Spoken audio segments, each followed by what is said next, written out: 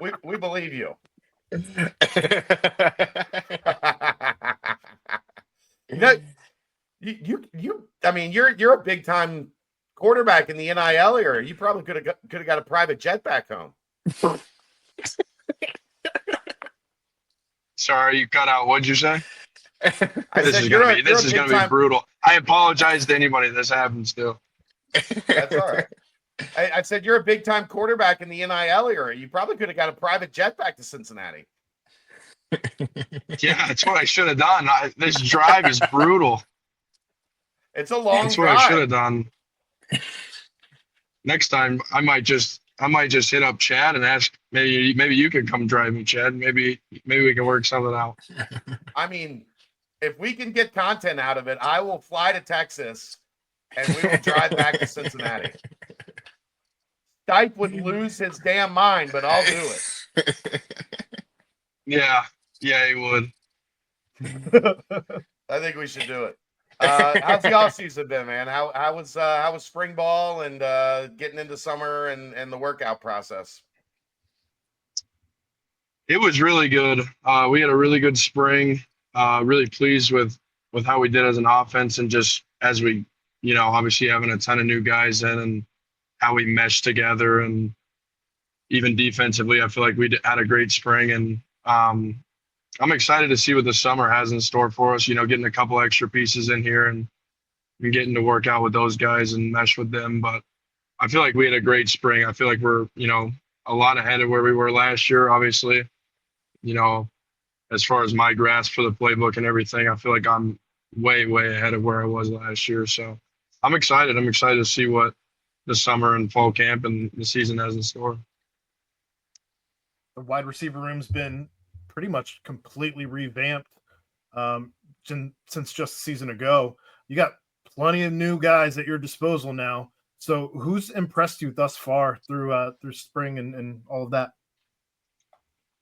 All of them. And it sounds like such a quarterback answer, but I mean it. Like all of them have their differences. And, you got Jeff, who's 7 foot and can jump and run. And then you got Cyrus, who's really shifty, great route runner. You got Noah, who's play at his own pace, still really explosive, really good hands. And then you got Goody, who can just take the top off of any defense. He can absolutely fly. So, and then you got the young guys, that are coming a long way and, getting a good feel for the playbook. And they've had literally our entire receiver room, our entire running back room had a great spring ball. And, I'm excited with where we're at. We talked to Coach Sat, and he said one of the biggest things that players do in year two is just not really trying to be over aggressive or force stuff. And he said one of the big things he wants to see you do is, not try to make the hero throw, but, like take your check down sometimes when you get them. What in your mind is the biggest thing that you've done so far through spring ball in year two?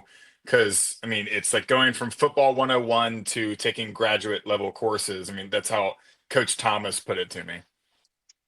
Yeah. So, I mean, obviously, whenever you get older, your arm gets a little tired, a little more fast. So you're also like not opposed to taking the check down all the time. So I feel like that's also another thing as you get older, you get more mature. You're like, well, maybe I don't have to try to throw this ball as far as possible. And maybe I can check it down to Evan Pryor and let him go run for 20 yards. And it looks the same on the stat sheet. So, why wouldn't I do that? Why would I have to, try to force certain things?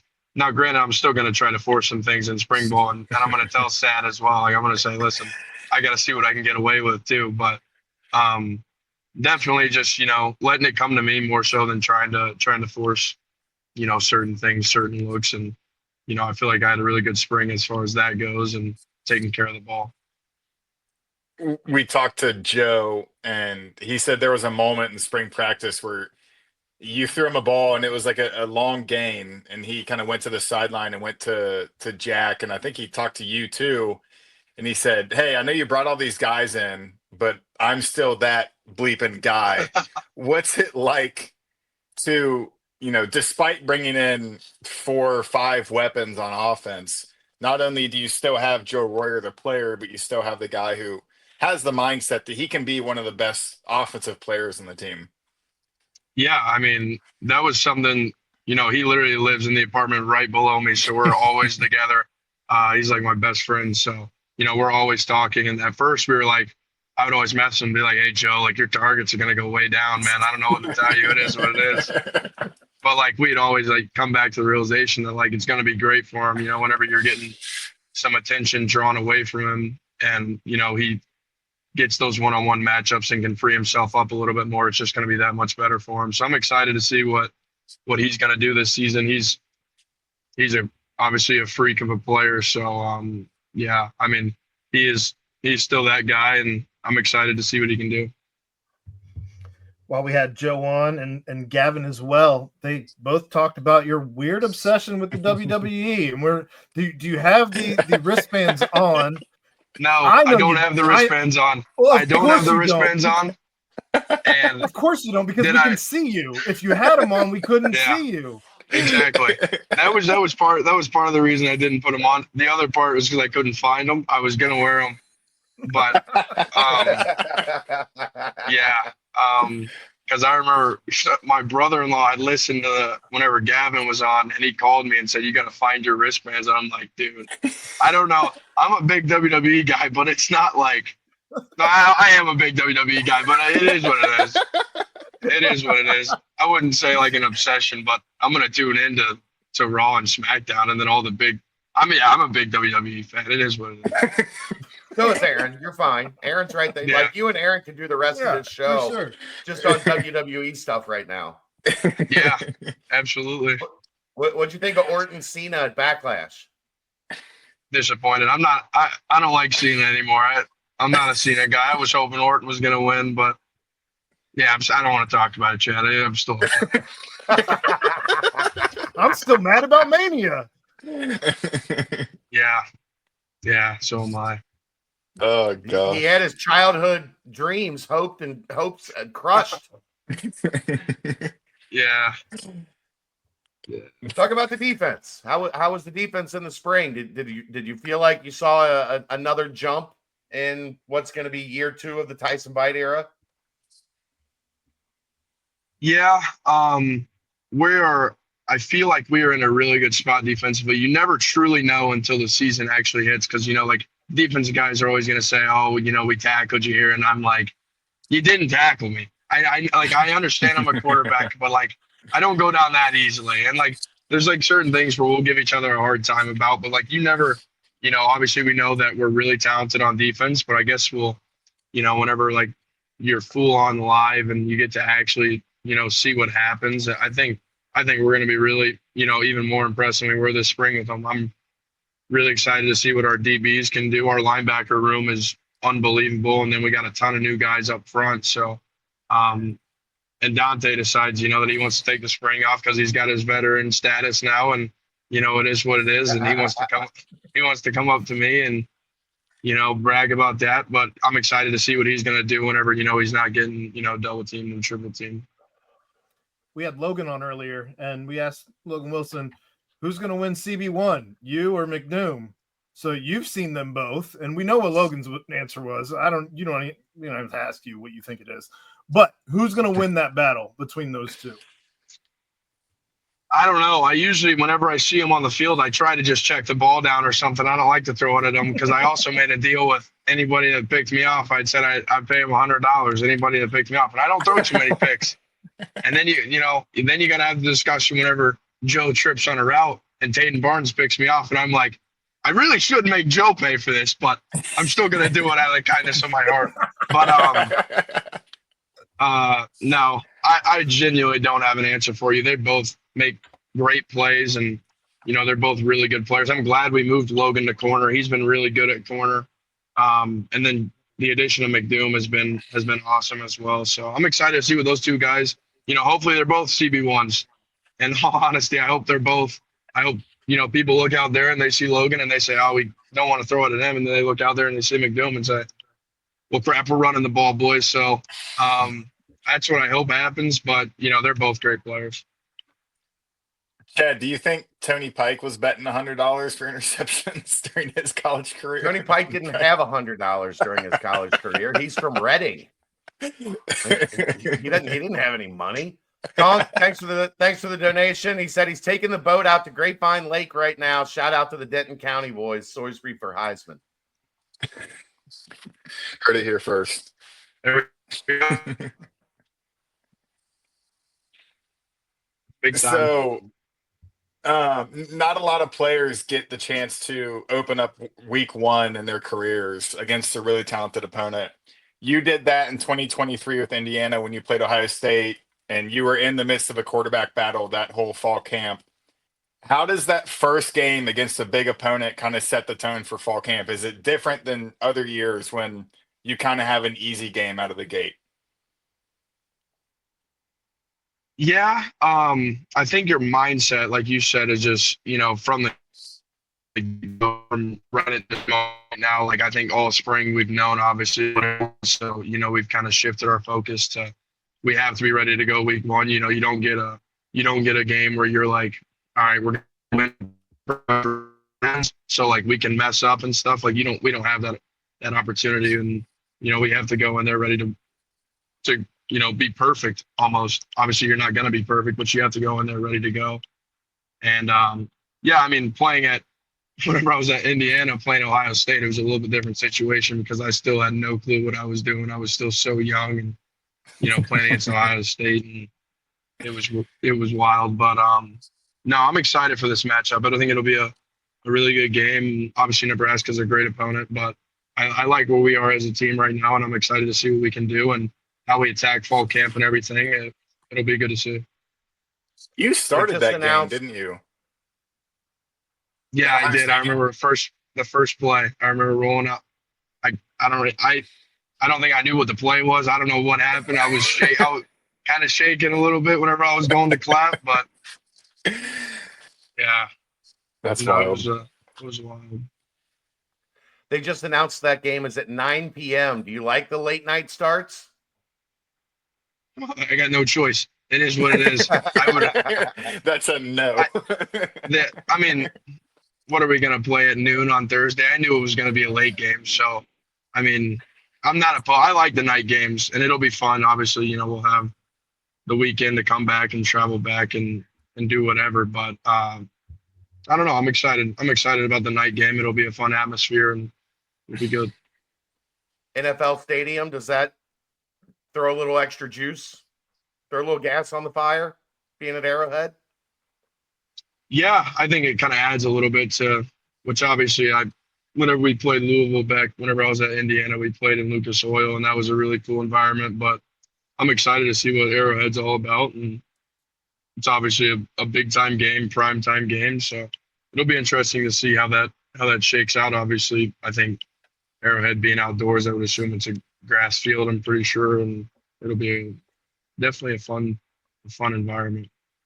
The good news is you won't be in the beating August sun. It'll probably still be warm, but you won't be out there, 115 degrees on the turf. Yeah, no, that'll be nice. I like playing on grass. Obviously, like Iowa State grass where I'm slipping all over the place is not the most fun, but I think playing at Arrowhead and whenever the weather's good outside, I think it'll be really fun. How much does seeing your name with a 14 next to it on rankings in the conference motivate you even more this offseason?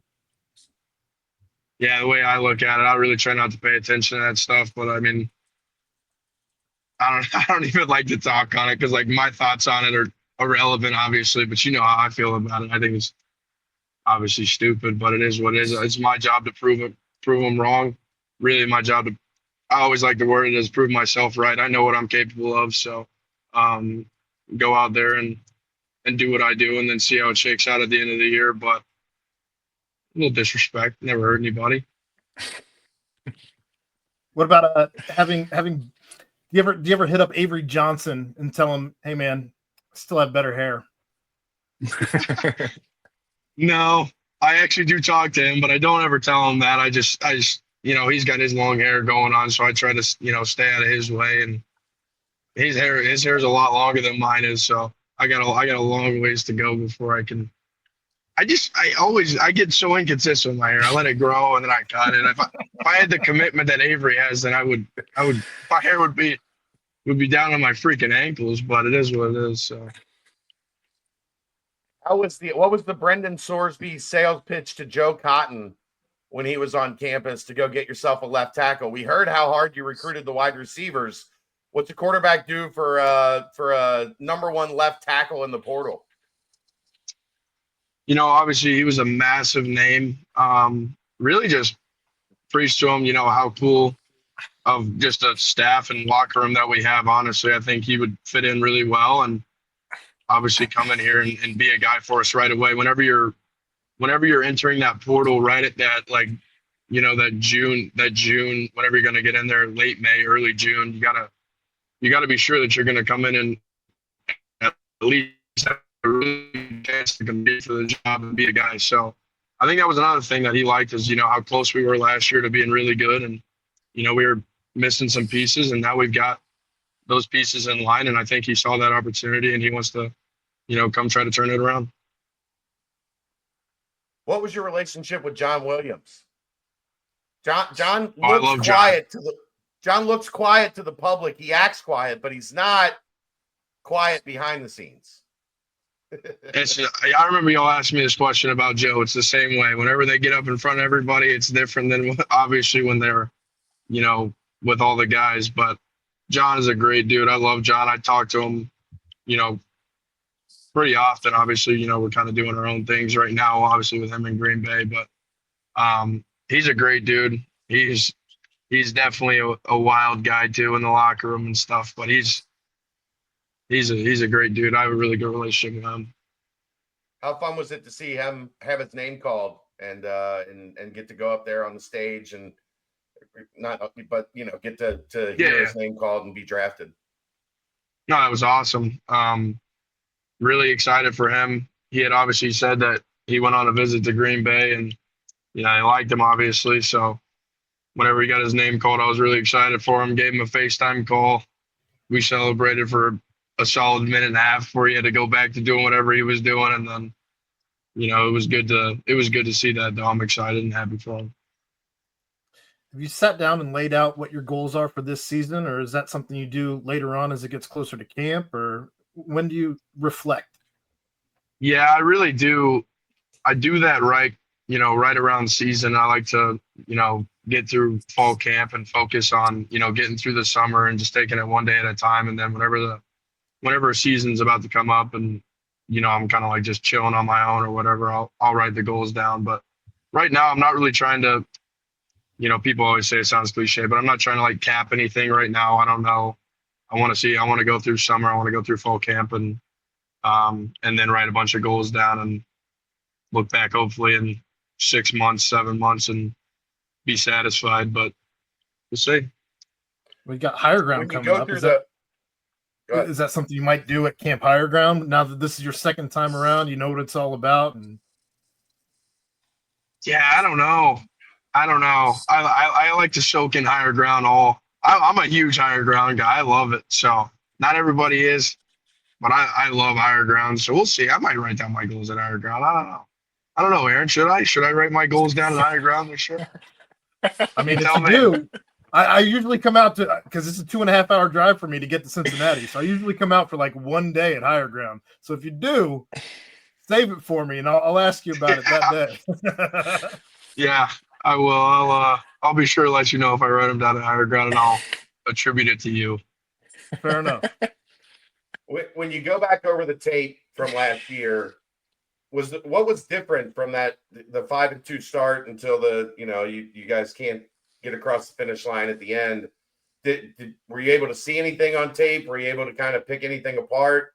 Did you lose a little steam at the end of the season? What do you think it was? That thumb injury that you told us didn't bother you? No, it wasn't. It wasn't any injuries or anything. It was just. I think it was just solely just consistency. Like I feel like, you kind of get towards the back half of the season, and if you're really not on your P's and Q's, I think it's so easy to like kind of just slowly, steadily decline, which I did. Obviously, I had a pretty hard start, and then not that I played just awful in the back half of the season, but like I definitely didn't play like I did in the first half. And that could have been a little bit of everything. I think as a team, obviously, we didn't play up to what we knew we could have. And yeah, I mean, that's all I got for you. I just kind of lost some consistency, and I'd have a good play, I'd have a good drive, and then I'd kind of stall out on the next one being accurate or whatever. So I just gotta, take it 1 week at a time this upcoming season, and just try to be the best that I can each play. I miss Brendan Sorsby 35-yard plus passes. Is that something we're going to see early and often? I sure hope so. I hope you're seeing 50 plus, 60 plus, 70 plus. Really? Me too. Yeah. I like to just throw a bubble and just let them run. That would be ideal for me. The arm's feeling great on Sunday. The body's feeling great on Sunday. I'm not having to run as much. Don't tell Stan I said that, but just, Give us your best Joe Royer story. No, gosh. I mean, the thing about Joe is like he's genuinely the same guy like every day. Like I mean, we're getting like heavily into MLB The Show right now. So like he gave me a call. He gave me a call. He gave me a call the other night, and like I remember he didn't have the game yet. We literally sat up in my apartment playing MLB The Show together for like probably 5 hours or so straight of just like MLB The Show. And, we were just chopping it up or whatever, but then he ended up getting the game. And, I was making like a Rangers team, but I wasn't doing as well. So then he's got that on me. But I really don't have anything too crazy, that you could be shared to the general public. So, yeah, that's all I got for you. He said he's spending most of his NIL money on MLB The Show. Stubbs building his roster. Yeah, we've made a couple of phone calls back to each other saying, "Hey, yeah, I think I just spent way too much money on this game." So I just had to, I had to call and make sure we were both on the same page. Though he's like, "Don't worry, buddy. I just did the same thing." I'm like, "All right, good." But at least makes you feel better whenever we're both doing it. Love it. All right, man. Well, we'll let you get back to it on the road. Where are you at?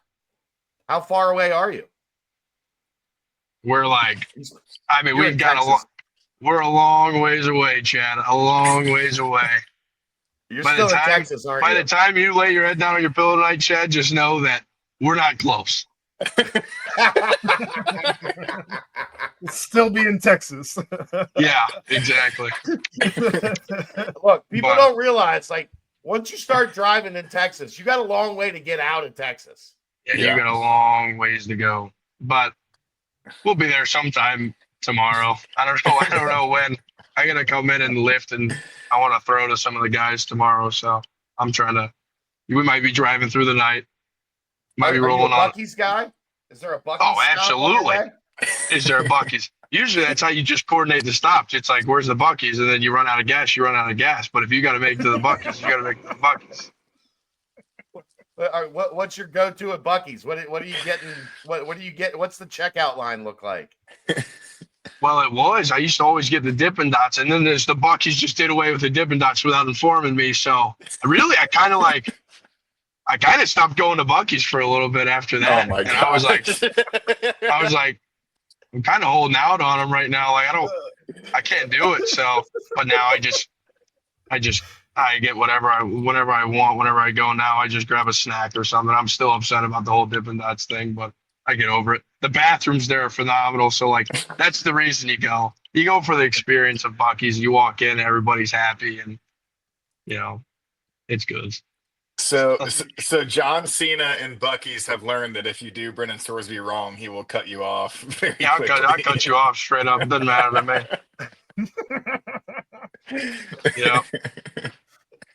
me. All right, man. Well, be safe on the road. Hopefully your dad's got a couple more hours in him. Yeah, he's gonna have to have a couple more hours in him. A couple more. No, I appreciate it. Good talking to Thanks, you. Brendan. Thanks, Brendan. Thanks. Appreciate See you. All right. See you. Jeez.